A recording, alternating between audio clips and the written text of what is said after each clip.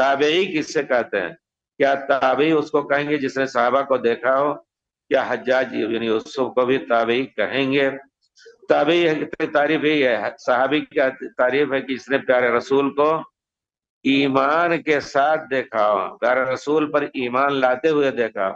اگر کسی کافر نے پیارے رسول کو دیکھا ہے کفر کی حالت میں، اور پیارے رسول کے بعد بدقسمتی سے اس کا وہ ایمان لایا، آپ کے زمانے میں ایمان لا کر کے آپ کے پاس نہیں آ سکا، تو اس کو تابعی ہی کہیں گے۔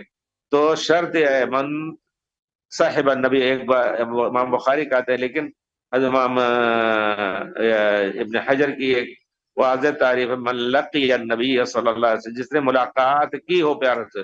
من رأى النبی صلی اللہ علیہ وسلم کہیں گے دیکھا ہو تو اندھا کیسے دیکھے گا، لیکن ملاقات تو ہو سکتی ہے اندھے کی۔ تو اس طرح ایک جامع تعریف ہے، من لقی النبی صلی اللہ علیہ وسلم مؤمنا به ومات على ذلك، کسی ایمان پر ان کی موت ہوئی ہے، ولو تخللت ردت علی الصحیح، اگر کسی زمانے میں وہ مرتد بھی ہو گیا تھا لیکن پھر وہ توبہ کر کے اسلام کے اندر آ گیا تو وہ صحابی رہے گا، کیونکہ تمام ائمہ نے ان کو صحابی لکھا ہے۔ مسانید الصحابہ جو ان کی روایتیں ہیں اس میں انہوں نے ذکر کیا۔ تو تابعی اسی طرح جس شخص نے صحابہ کو دیکھا تو وہ اس کو تابعی کہتے ہیں۔